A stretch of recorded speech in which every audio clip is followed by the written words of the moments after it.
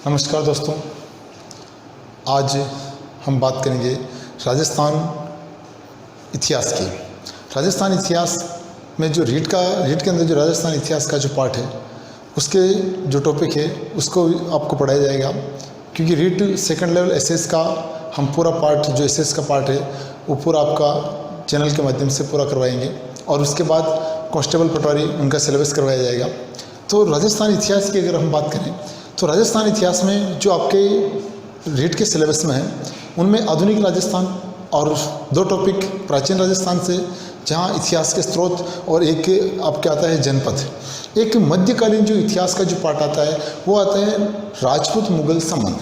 तो यहाँ पर जो अपने जो हम प्रारंभ में स्टार्ट कर रहे हैं अभी, तो वो है राजस्थान के एकीकरण से, यानी आधुनिक राजस्थान से हम स्टार्ट करें।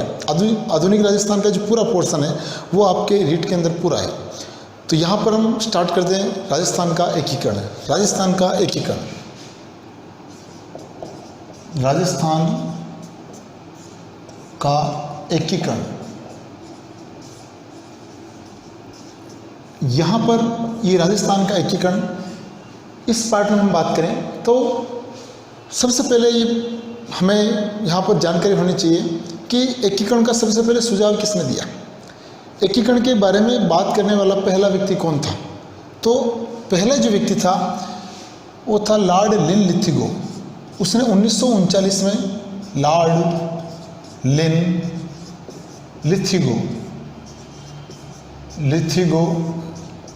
इन्होंने सुझाव दिया। ये भारत के वाइसराय थे उसमें। इन्होंने कहा कि जितनी भी छोटी रियासतें हैं वो आत्मनिर्भर नहीं हैं, वो स्वयं का सारा वो अपने जो आवश्यकताएं पूर्ति खुद नहीं कर सकती हैं। इसलिए ऐसा करना चाहिए कि छोटी छोटी जो रियासतें हैं उन रियासतों को मिलाकर एक बड़ी रियासत बना ली जाए, ताकि वहाँ का सुचारू रूप से विकास हो सके, वहाँ के लोगों का विकास हो सके, सारी व्यवस्थाएं व्यवस्थित रूप से जमाई जा सके। पर क्या होता है कि देशी रियासतों के शासकों ने अपने निजी हितों को ध्यान में रखते हुए इस सुझाव पर कोई गौर नहीं किया और इसे ठुकरा दिया। तो यहाँ पर इस पर आगे कोई चर्चा नहीं हुई, पर यहाँ पर हमें पूछ लिया जाए कि एकीकरण के बारे में सबसे पहले सुझाव देने वाला व्यक्ति कौन था? तो वो था लॉर्ड लिनलिथिगो। अब इसके बाद आगे बढ़ते हैं कि एकीकरण से पहले यहाँ पर हमें दो बात देखनी होगी। सबसे पहले कि केवल एकीकरण का मतलब ये नहीं जो हमने 7 चरण पढ़ लिए एकीकरण पूरा हो गया। उससे पहले एकीकरण की जो ये स्वतंत्रता की बात एकीकरण, पर इससे पहले जो विलय की घटनाक्रम जो हुआ था, विलय का घटनाक्रम अगर हम समझेंगे तो वो फिर बाद में जब अगर हम एकीकरण पढ़ते हैं तो अपने व्यवस्थित रूप से समझ में आता है। केवल जरूरी नहीं कि आपको फैक्ट रट लिया आपने, उससे पहले जो विलय का जो घटनाक्रम है उसके बारे में हम बात कर लेते हैं। यहाँ पर क्या होता है कि 1945 के अंदर इंग्लैंड में चुनाव हुए। इंग्लैंड के अंदर जब चुनाव हुए 1945 इंग्लैंड में चुनाव हुए, चर्चिल की जगह एटली प्रधानमंत्री बना। वहाँ के पहले प्रधानमंत्री कौन थे? एटली से पहले चर्चिल थे। तो उनको पराजित करके क्लेमेंट एटली नाम का व्यक्ति प्रधानमंत्री बना। तो अब क्या होता है 1946 के अंदर इन्होंने भारत के अंदर 3 वहाँ के जो इनकी संसद के मंत्री थे उन तीनों को यहाँ पर भेजा था भारत के अंदर। उन तीनों के दलों को नाम दिया गया, तीनों का जो दल था उसे नाम दिया गया कैबिनेट मिशन। सबसे पहले शुरुआत कहाँ से होती है? Cabinet mission. अब आपके दिमाग में आता होगा कि ये कैबिनेट मिशन एकीकरण के अंदर कैसे आ गया। तो यहाँ पर इसका संबंध अपने राजस्थान से है, वो मैं आपको पूरा बताऊंगा। कैबिनेट मिशन यहाँ पर आया और इसने घोषणा की थी कि जितनी भी देशी रियासतें हैं उनकी स्थिति स्वतंत्रता के बाद क्या रहती है, या वो किस कंडीशन में रहेगी, उनका वर्तमान स्वरूप रहेगा या किसी के अधीन होगी या किस स्थिति में जाएगी, वो सारा अपनी भारत सरकार के साथ बैठकर रियासतें तय करेगी। यानी कि उनका कहने का मतलब सीधा अर्थ ये था कि देशी रियासतें जो है उनको भारत की सरकार के बराबर दर्जा दे दिया गया। जैसे उनको दर्जा दिया गया, अब यहाँ पर क्या होता है कि रियासतों ने अपने अलग अलग संघ बनाने के प्रयास करने लगे। तो अलग अलग संघ हम आगे पढ़ेंगे। कैबिनेट मिशन को मैं यहीं छोड़ रहा हूँ और अब यहाँ से आ जाइए आप सीधे कि एटली जो था उसने एक तो कैबिनेट मिशन भेज दिया। कैबिनेट मिशन के बाद फिर क्या होता है, 20 फरवरी 1947 को 20 फरवरी 1947 को क्या होता है कि इंग्लैंड की संसद में जो प्रस्ताव पारित किया गया उस पर घोषणा की गई कि जून 1948 तक भारत को आज़ाद कर दिया जाएगा, यानी कि भारत की सत्ता भारत को सौंप दी जाएगी। अब यहाँ पर कंडीशन क्या होती है कि इन्होंने कोई ऐसा उल्लेख नहीं किया कि भारत की स्वतंत्रता जो होगी उस दी जाएगी भारत को, उसमें कंडीशनें क्या रहेगी, ऐसा कोई उल्लेख नहीं किया। तो वहाँ पर क्या होता है कि भारत में जिस समय मुस्लिम लीग जो थी वो एक अलग से देश की मांग कर रही थी। जब वो एक अलग देश की मांग कर रही थी और उनका कोई उल्लेख नहीं किया गया, तो यहाँ पर क्या होता है कि भारत में सांप्रदायिक दंगे बढ़ गए। जहाँ मुस्लिम बाहुल्य थे वहाँ पर क्या होता है, हिंदुओं को मारा गया, और हिंदू जो बाहुल्य थे वहाँ पर क्या हुआ, मुस्लिमों को मारे गए। तो यहाँ पर कंडीशन क्या हुई कि इन्होंने जो गाइडलाइन दी कि भारत को आज़ाद कब किया जाएगा, जून 1948 तक। बल्कि अपना भारत आज़ाद कब हुआ, भारत आज़ाद हुआ था 15 अगस्त 1947 को। अब यहाँ पर क्या होता है कि जो भारत के उस समय वाइसराय थे उनका नाम था वेवेल। वेवेल यहाँ के वाइसराय थे और वेवेल ने क्या कर दिया, अपने पद से त्यागपत्र दे दिया। वेवेल ने जैसे त्यागपत्र दिया वाइसराय के पद से, तो उनकी जगह कौन आ गए, माउंटबेटन। ये भारत के अंतिम ब्रिटिश वाइसराय थे। अब जैसे क्या होता है कि इन्होंने माउंटबेटन यहाँ पर पहुँचे 23 मार्च 1946 को, 23 मार्च 1947 को पहुँचे। अब यहाँ पर क्या होता है कि भारत की स्थिति बड़ी गंभीर थी उस समय, यहाँ की परिस्थितियाँ बिल्कुल विपरीत थी उस समय। पूरा भारत जैसे कि एक दंगों से चल रहा था। तो यहाँ पर क्या होता है कि एक व्यक्ति था, उसका नाम था इसमय, लॉर्ड इसमय नाम का जो व्यक्ति था, उसने कहा, ये बड़ा महत्वपूर्ण है, कथन है, ध्यान में रखना आपको। इसमय ने कहा कि भारत रूपी जहाज समुद्र के बीच में खड़ा है और उसमें बारूद भरा हुआ है, ऊपर आग लगी हुई है। अब मैं देखता हूँ या पूरी दुनिया देखेगी कि इस माउंटबेटन इसका संचालन कैसे करेगा। ये बात किसने कही, इसमें। तो यहाँ माउंटबेटन जब पहुँचे तो माउंटबेटन ने देखा कि भारत के अंदर तो स्थिति बहुत गंभीर है, यहाँ का शासन चलाना आसान नहीं है। तब क्या होता है कि माउंटबेटन ने इंग्लैंड सरकार को पुनः एक आग्रह करते हुए एक प्रस्ताव बनाकर भेजा और कहा कि हो सके जितना जल्दी भारत को जून 1948 से पहले आज़ाद कर दिया जाए, अन्यथा यहाँ का शासन सुचारू रूप से चलाना असंभव है। तब क्या होता है कि वहाँ पर पुनर्विचार किया गया और एक प्रस्ताव और लाया गया, और फिर बाद में 3 जून 1947 को प्रस्ताव पारित हुआ, जिसमें निश्चित किया गया कि 15 अगस्त 1947 को भारत को आज़ाद कर दिया जाएगा। ये घोषणा कब हुई, 3 जून 1947। 3 जून 1947 को दूसरे प्रस्ताव में घोषणा की गई कि भारत को कब आज़ाद किया जाएगा, 15 अगस्त 1947 को। 15 अगस्त 1947 को भारत को आज़ाद कर दिया जाएगा। अब ये घोषणा जैसे ही यहाँ पर हुई, और कंडीशन क्या होती है कि इस घोषणा में कुछ तथ्य और जोड़ दी गई, यानी कि अंग्रेजों ने जाते वक्त कुछ कंडीशनें जोड़ दी, जिससे भारत को जो स्वतंत्रता मिली थी वो खंड खंड हो गई। क्या क्या क्या उन्होंने, पहला तो उन्होंने कहा कि भारत पाक बंटवारा होगा, भारत वे एक देश और बनेगा, उसका नाम है पाकिस्तान। ये दोनों देश बनेंगे। मुस्लिम लीग की मांग पूरी हो गई। अब क्या होता है कि अंग्रेजों ने एक कंडीशन और इसमें जोड़ दी।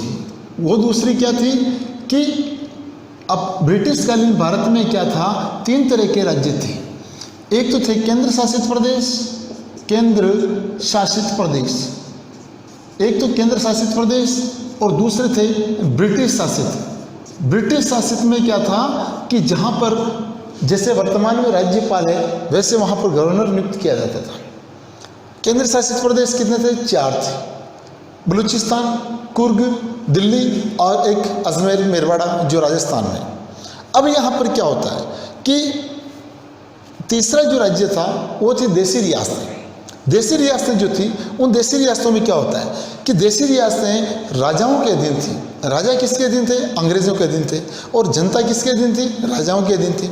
अब यहाँ पर कंडीशन क्या कि जनता वे अंग्रेजों के मध्य कौन आ रहे, राजा आ रहे, और यहाँ पर केंद्र शासित प्रदेश और ब्रिटिश शासित प्रदेश में जनता का सीधा संबंध किससे, अंग्रेजों से, यानी कि जनता किसकी गुलाम है, अंग्रेजों की गुलाम है।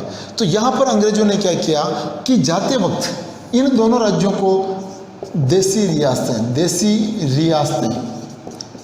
यहाँ पर क्या किया उन्होंने कि भारत सरकार को कहा, भारत व पाकिस्तान दोनों देशों के लिए कहा गया कि हम केवल देसी रियासतों को छोड़कर केंद्र शासित प्रदेश व ब्रिटिश शासित प्रदेश ही सौंप रहे, यानी कि ये दोनों तरह की, जहाँ पर ब्रिटिश सरकार का सीधा प्रत्यक्ष रूप से शासन था उस क्षेत्र को हम भारत की सरकार को सौंप रहे हैं, बल्कि जितनी भी देसी रियासतें हैं वो रियासतें स्वतः ही स्वतंत्र मानी जाएगी और वो रियासतें सभी स्वतंत्र रहेगी। उनकी इच्छा हो तो पाकिस्तान, इनकी इच्छा हो तो भारत, या वो स्वतंत्र रह सकती हैं। अब कंडीशन ये आ गई कि भारत को जो स्वतंत्रता मिली थी वो सारी छिन छिन हो गई थी, क्योंकि सारे शासक स्वतंत्र हो गए थे। अब कंडीशन भारत की बड़ी दयनीय हो गई थी। अभी ये भारत की सरकार के सामने बड़ी समस्या थी कि इतनी रियासतों को मिलाया कैसे जाए। सपोज करो कि जैसे उदाहरण के तौर पर अगर किसी बालक को आप अच्छा सा एक खिलौना ला कर दे दो, और अगर बालक से आप वापस लेना चाहोगे तो अपना पूरी एनर्जी लगा देगा, वो खिलौना वापस नहीं देगा, कारण कि वो चाहता है कि खिलौना मेरे पास रहे। वही कंडीशन यहाँ पर थी कि यहाँ के जितने भी रियासतों के शासक थे उन्होंने पूरी एनर्जी लगा दी कि हमारी रियासतें नहीं जानी चाहिए।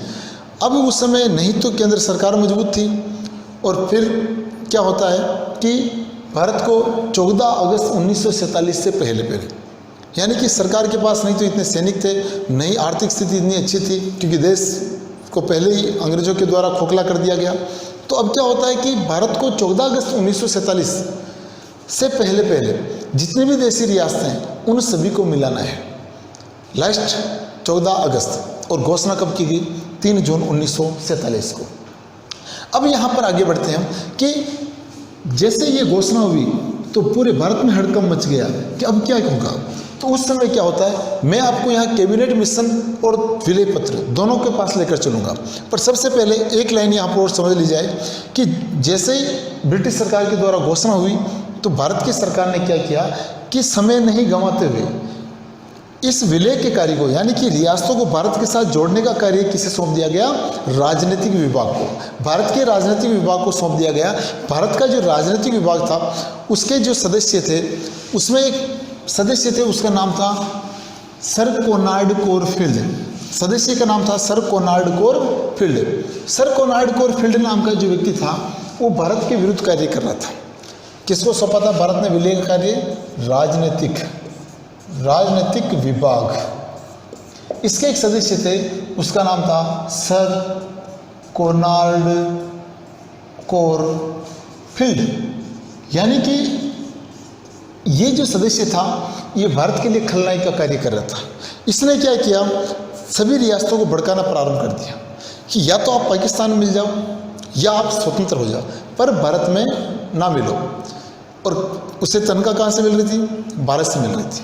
जिम्मेदारी किसने दी थी, भारत ने दी थी। अब इस बात का जब पता लगा भारतीय नेताओं को, सरदार वल्लभ भाई पटेल, पंडित नेहरू, माउंटबेटन और महात्मा गांधी, जब उनको लगा कि ये जो सर कोनार्ड कोरफील्ड है ये अपने विरुद्ध कार्य कर रहा, तब क्या होता है कि उन्होंने एक बैठक बुलाई और ये निश्चित किया कि ये राजनीतिक विभाग के पास जो कार्य है विलय का, ये लेकर अपने दूसरे किसी विभाग को दिया जाए। तो उन्होंने क्या किया, एक नया विभाग बनाया, उसका नाम था रियासत विलय विभाग। इसकी जगह कौन सा आ गया, रियासत विलय विभाग। रियासत विलय विभाग, रियासत विलय विभाग जो आया था इसकी स्थापना हुई थी 5 जुलाई 1947 को। 5 जुलाई 1947 को इसकी स्थापना हो गई।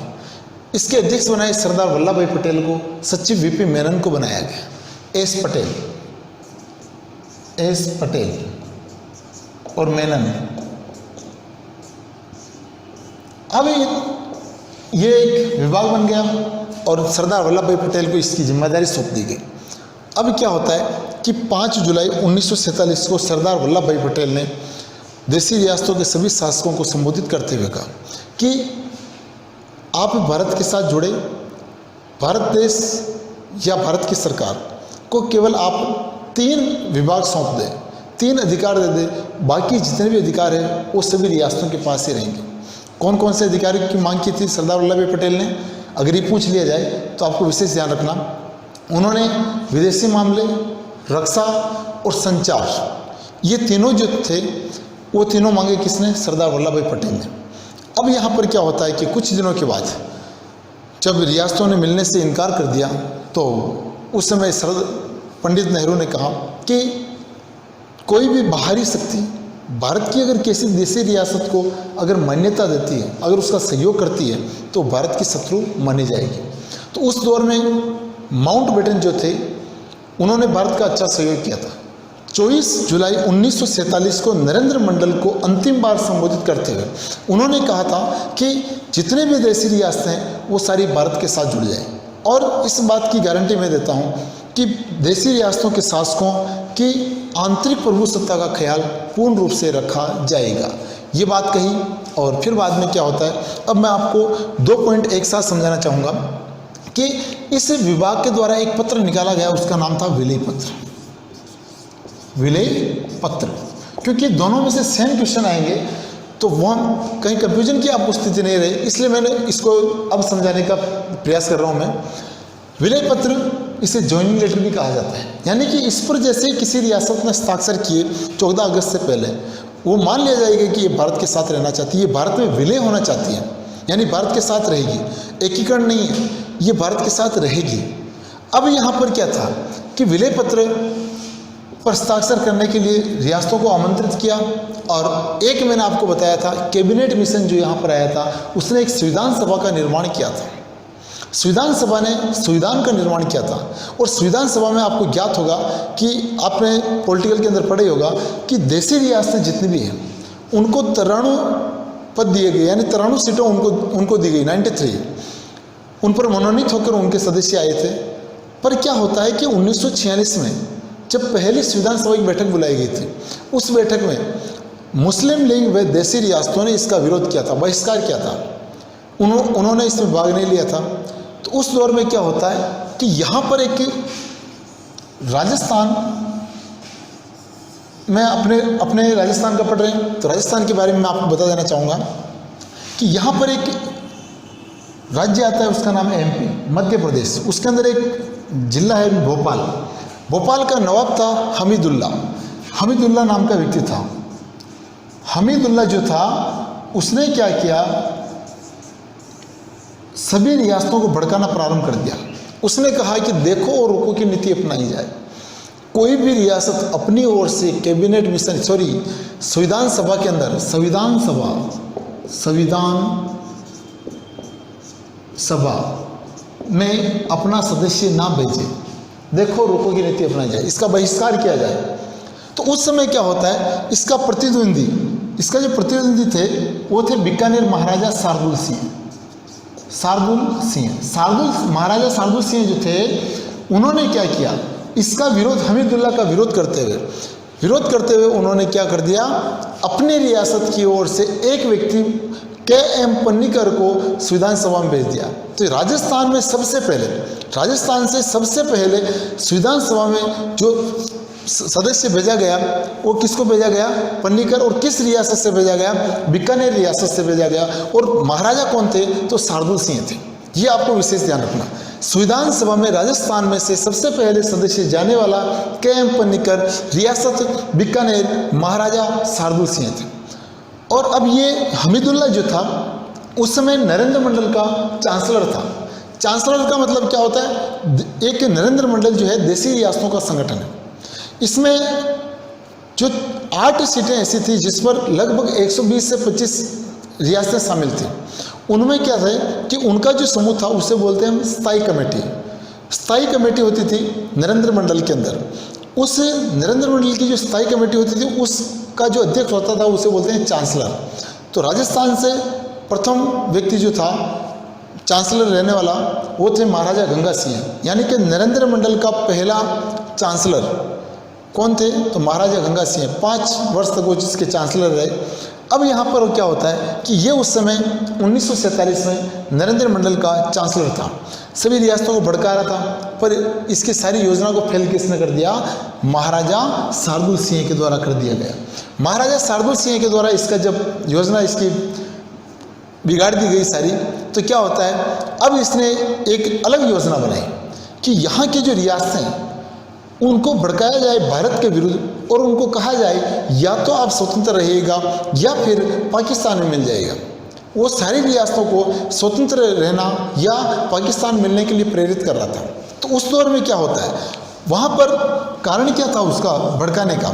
यहाँ पर एक देश आता है, उसका नाम है पाकिस्तान।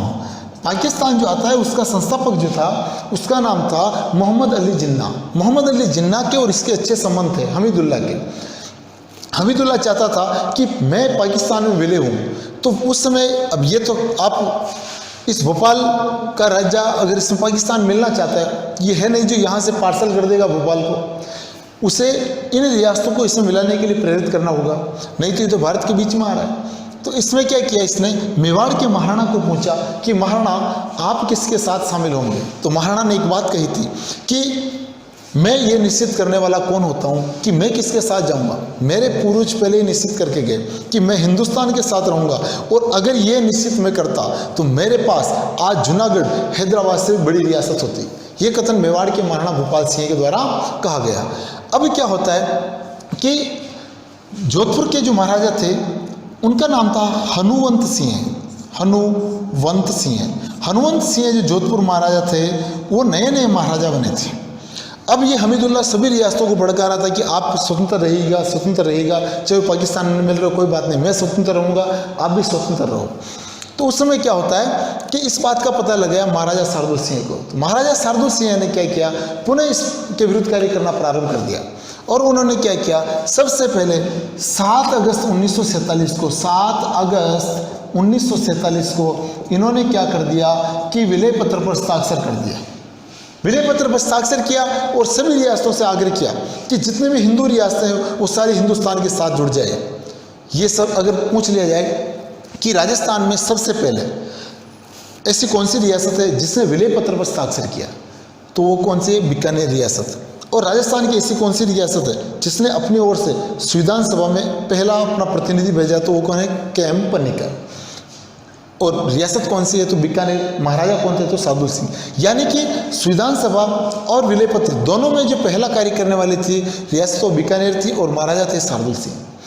अब यहाँ पर क्या कर दिया कि हनुवंत सिंह जो थे ये युवा महाराजा थे उस समय, इनको हमीदुल्लाह लेकर गया पाकिस्तान, यानी कि मोहम्मद अली जिन्ना के पास लेकर गया। अब यहाँ पर क्या होता है कि जैसे जिन्ना से इनकी भेंट हुई तो जिन्ना ने कहा कि मैं आपको 4 तो उपहार दे रहा हूँ, फिर भी अगर आपकी कोई और मांग हो तो ये मैं खाली पेज दे रहा हूँ जिस पर हस्ताक्षर कर रहा हूँ, आपकी जो भी मांग है वो लिख दो, पर आप चाहो तो पाकिस्तान में आ जाओ, या फिर ये ऐसा नहीं करते हो तो आप स्वतंत्र रहने की घोषणा कर दो कि मेरी रियासत स्वतंत्र रहेगी। अब क्या होता है यहाँ पर, हनुवंत सिंह ने कहा कि ठीक है, तो अच्छा काम है। वो 4 जो शर्तें थी, यानी कि 4 जो उनको उपहार दिए गए, कौन कौन से थे? एक तो कि रावलपिंडी, जो जोधपुर और रावलपिंडी रेलवे लाइन है वो आपको दे दी जाएगी। तीसरा, आपको कराची बंदरगाह दे दिया जाएगा, दूसरा है ना। और तीसरा क्या होता है कि अकाल के दौरान आपको अनाज उपलब्ध करवाया जाएगा पाकिस्तान सरकार की ओर से। किसको? जोधपुर सरकार को। फिर चौथा क्या था कि आपकी रियासत कभी भी अस्त्र शस्त्र खरीदने के लिए स्वतंत्र होगी, उसमें पाकिस्तान की सरकार कभी भी हस्तक्षेप नहीं करेगी। तो महाराजा जब यहाँ पर आए और उन्होंने विचार विमर्श किया अपने सामंतों से, तो सामंतों ने इसका विरोध कर दिया। अब इस बात का पता चल गया है किसको? रियासत विलय विभाग के सचिव वीपी मेनन को। वीपी मेनन ने महाराजा को बुला लिया दिल्ली, और वहाँ पर क्या होता है कि जैसलमेर के शासक रघुनाथ सिंह, उनसे इनकी मुलाकात हुई हनुवंत सिंह की।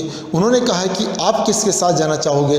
तब उन्होंने कहा अगर हिंदू व मुस्लिमों के अंदर संघर्ष होगा तो मैं हिंदुओं के साथ रहूँगा। ये कथन किसने कहा था? ये जैसलमेर के शासक रघुनाथ सिंह के द्वारा कहा गया। अब जैसे ही उन्होंने ये बात कही तो क्या होता है कि हनुवंत सिंह जो थे उन्होंने 9 अगस्त 1947 को हस्ताक्षर कर दिए। यानी कि यहाँ पर जो सबसे बड़ी रियासत थी। जोधपुर क्षेत्रफल की दृष्टि से सबसे बड़ी रियासत, राजस्थान का दूसरे नंबर का क्षेत्रफल की दृष्टि से जो जिला है बाड़मेर, ठीक है।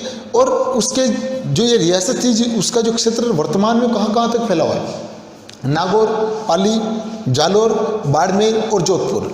अब यहाँ पर क्या होता है कि बहुत बार ये पूछा जाता, अभी गत बार HM के एग्जाम में पूछा गया कि एकीकरण के समय जोधपुर का शासक कौन था। बड़ी सस्पेंस की स्थिति यहाँ पर। बहुत बार स्टूडेंट पूछते हैं कि यहाँ पर उमेद सिंह का भी नाम आता है, उमेद सिंह थे, कि कोई बोलता है कि स्वतंत्रता के समय हनुवंश सिंह थे।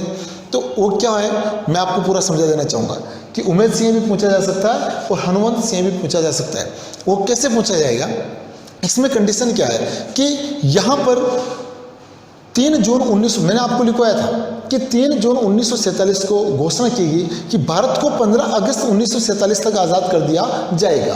तो उस समय यहाँ के जो शासक थे वो थे महाराजा उमेद सिंह, और 6 दिन बाद में उनकी मृत्यु हो गई थी।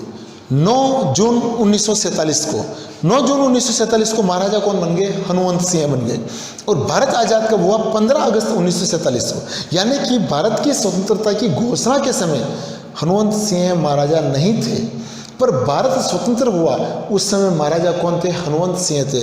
राजस्थान के एकीकरण के समय शासक कौन था, तो वो थे हनुवंश सिंह। तो अगर आपको पूछ लिया जाए कि भारत की स्वतंत्रता की घोषणा के समय यहाँ के महाराजा कौन थे, तो आपको उमेद सिंह सही करना है, क्योंकि आप ये स्पष्ट रूप से जो राजस्थान हिंदी ग्रंथ अकादमी की बुक है रामप्रसाद व्यास, वो पूर्ण रूप से इसको लिखता है। अब यहाँ पर क्या होता है कि अगला आगे हम बढ़े तो यहाँ पर एक तो इन्होंने हस्ताक्षर कर दिए, फिर बाकी जो रियासत थी जयपुर, जोधपुर और सिरोही और जितनी भी रियासत थी उदयपुर, डूंगरपुर, बांसवाड़ा, इन्होंने सभी ने हस्ताक्षर करना प्रारंभ कर दिया। अब सबसे जो अंत में रही थी वो रही थी धौलपुर रियासत। धौलपुर रियासत के जो महाराजा थे उनका नाम था उदयपान सिंह। उदयपान सिंह ने सबसे अंत में हस्ताक्षर किए थे 14 अगस्त 1947 को। 14 अगस्त 1947 को उन्होंने हस्ताक्षर किए थे और ये हो गए सारी रियासतों के हस्ताक्षर। यानी कि राजस्थान के संदर्भ में अगर पूछा जाए तो राजस्थान के संदर्भ में आपको ये बताना है कि राजस्थान में सबसे पहले हस्ताक्षर करने वाली जो रियासत है वो है बीकानेर। सबसे अंत में हस्ताक्षर करने वाली रियासत है वो कौन सी है, धौलपुर रियासत। कब किया, 14 अगस्त 1947। महाराजा कौन थे, तो उदयपान सिंह। ये हो गया आपका विलय पत्र। अब यहाँ पर हमने कैबिनेट मिशन का वो सारा ये पढ़ लिया कि विलय पत्र भी हो गया और 15 अगस्त को भारत पाकिस्तान दोनों देश अलग अलग हो गए, भारत स्वतंत्र हो गया। अब क्या होता है कि जैसे भारत पाकिस्तान के मध्य एक सीमा निर्धारित हो गई, रेड क्लिफ रेखा, उसके बाद भारत सरकार ने कहा कि अब जितने भी रियासतें जो भारत के अंदर 562 रियासतों ने उस समय हस्ताक्षर किए थे, 562। बाकी अपने यहाँ पर जो रियासतें मिली थी वो कितनी, 565 रियासतें मिली थी। उनमें से 3 रियासतें थी उन्होंने हस्ताक्षर नहीं किए थे, जम्मू कश्मीर, हैदराबाद, जूनागढ़। इन तीनों ने हस्ताक्षर नहीं किए थे, फिर बाद में इन्हें बाद में मिलाया गया था। अब यहाँ पर क्या होता है कि अगर पूछ लिया जाए कि स्वतंत्रता के समय भारत में कितनी रियासतें मिली थी, 562, और भारत में कुल कितनी रियासतों का विलय किया गया अभी वर्तमान में तक, ऐसा को सारे क्षेत्रों को देखा जाए तो 565। अब यहाँ पर क्या होता है कि भारत आज़ाद हो गया और अब भारत सरकार ने एक गाइडलाइन रखी सभी रियासतों के लिए। सभी रियासतों के लिए गाइडलाइन रखी, उसमें कहा गया कि वो रियासतें स्वतंत्र रह सकती हैं जिनके 1 करोड़ वार्षिक आय व 10 लाख जनसंख्या हो। यानी कि उस रियासत के पास 1 करोड़ वार्षिक आय होनी चाहिए व 10 लाख जनसंख्या होनी चाहिए। वो रियासत एक राज्य के रूप में स्वतंत्र रह पाएगी और रहेगी भारत के अंदर। तो अब क्या होता है कि अपने राजस्थान के अंदर जो 19 रियासतों का विलय हुआ था, वैसे अपने राजपूताना के अंदर 24 रियासतें आती थी। विजयनगर, पालनपुर, दाता, ईडर, ये जो रियासतें, इन सभी को गुजरात के अंदर मिला दिया गया। तो अब क्या होता है कि अपने जो राजस्थान के अंदर जो एकीकरण हुआ वो 19 रियासत, 3 ठिकाने हुए एक केंद्र शासित प्रदेश का हुआ था। तो यहाँ पर क्या होता है कि 1 करोड़ और 10 लाख जनसंख्या कौन कौन सी रियासतों के पास थी। कुल अपने यहाँ 4 रियासतों के पास ये जो शर्त रखी गई वो रियासतें इस शर्त को पूरी करती हैं। कौन कौन सी है, एक तो जयपुर, उदयपुर, जोधपुर और बीकानेर। यानी कि इनके पास 1 करोड़ वार्षिक आय व 10 लाख जनसंख्या दोनों इनके पास उपलब्ध है। अब यहाँ पर देखना है कि राजस्थान के एकीकरण कितनी रियासतों को मिलाकर 19 रियासतों को, तो 15 जो रियासतें हैं उनके पास नहीं तो 1 करोड़ वार्षिक आय व नहीं 10 लाख जनसंख्या थी। अब यहाँ पर क्या होता है कि कुछ फैक्ट और है, जैसे क्षेत्रफल की दृष्टि से देखा जाए तो सबसे बड़ी रियासत कौन सी है, जोधपुर, और सबसे छोटी कौन सी है तो शाहपुरा भीलवाड़ा। क्षेत्रफल की दृष्टि से, जनसंख्या की दृष्टि से देखा जाए तो सबसे जो बड़ी रियासत थी वो जयपुर और सबसे छोटी कौन सी थी, शाहपुरा जनसंख्या। और सबसे पुरानी रियासत कौन सी है, उदयपुर। वह सबसे नवीन कौन सी है तो झालावाड़। ये हो गया आपके रियासतों की स्थिति। राजस्थान के अंदर टोंक रियासत जो है वो नवाबों की रियासत मानी जाती है और उसकी स्थापना अमीर खां पिंडारी के द्वारा की गई। रियासतों के बारे में आपको अलग से पूरा इसी के अंदर बताऊंगा, और अगला जो पार्ट है, अगला जो अपना एकीकरण के 7 चरण है वो अगले पार्ट में पढ़ेंगे।